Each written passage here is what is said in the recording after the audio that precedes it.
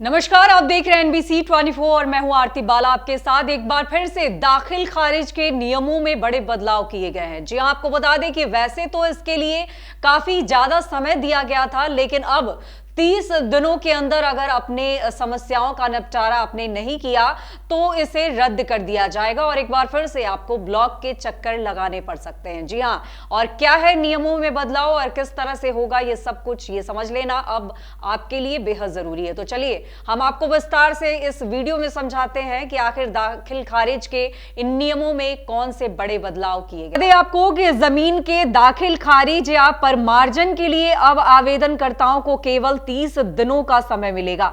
यदि जमीन की रजिस्ट्री के बाद दाखिल खारिज या परिमार्जन के लिए आवेदन किया गया और उसमें कोई त्रुटि पाई जाती है तो 30 दिन के भीतर सुधार करना होगा। निर्धारित समय के बाद आवेदन स्वतः अस्वीकृत हो जाएगा। यह नियम केवल उन रैयतों पर लागू होगा जिनके दाखिल खारिज या परिमार्जन में त्रुटियां पाई गई हो। नए नियम से लंबित मामलों में कमी की उम्मीद जो है वो जताई जा रही है। तो बता दें आपको कि सदर DCLR के अनुसार इस नियम के लंबित मामलों की संख्या घटेगी और परिमार्जन प्रक्रिया में तेजी आएगी।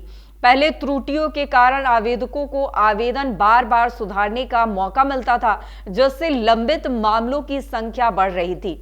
अब आवेदनकर्ताओं को त्रुटि सुधारने के लिए केवल 30 दिन मिलेंगे।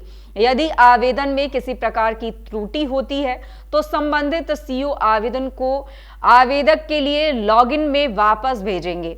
आवेदनकर्ताओं को यह सुनिश्चित करना होगा कि वे आवेदन का स्टेटस नियमित रूप से चेक करें। अगर आवेदन लौटा दिया गया हो तो उसे हर हाल में 30 दिनों के अंदर सुधार कर पुनः सबमिट करना होगा। ऐसा ना करने पर आवेदन रद्द कर दिया जाएगा। परिमार्जन प्लस पोर्टल पर आवेदक को यह ध्यान रखना होगा कि आवेदन की स्थिति पेंडिंग दिखने पर तुरंत सुधार करें और जरूरी कागजात के साथ दोबारा ऑनलाइन सबमिट करें। तय अवधि के भीतर त्रुटि न सुधारने पर आवेदन रद्द हो जाएगा, जिसके बाद पूरी प्रक्रिया दोबारा से करनी होगी। जी हां, और आपको बता दें कि पहले दाखिल खारिज या परिमार्जन के लिए कोई समय सीमा तय नहीं थी, लेकिन अब इस नए नियम की प्रक्रिया अधिक अनुशासित और समयबद्ध हो जाएगी। आवेदन रद्द होने से बचने के उपाय जो है वो भी समझ लेना अब इस वीडियो में बेहद जरूरी होगा। तो आपको बता दें कि इसके लिए कुल 4 जो है नियम लागू कर दिए गए हैं और 4 के गाइडलाइन के अनुसार आप इन सभी समस्याओं से जरूर बच सकेंगे। तो जिसमें पहला है, आवेदन के बाद नियमित रूप से लॉगिन में आवेदन का स्टेटस जो है वो चेक करते रहें, जिससे कि क्या अपडेट हो रहा है वो सब कुछ आपको पता चलेगा। वहीं दूसरी अगर बात करें तो यदि आवेदन लौटाया गया है तो तुरंत उसमें सुधार करें और उसे फिर से जमा कर दें, नहीं तो आपको ब्लॉक के चक्कर काटने पड़ सकते हैं। सभी आवश्यक दस्तावेज संलग्न कर समय सीमा के भीतर पुनः आवेदन सबमिट करें।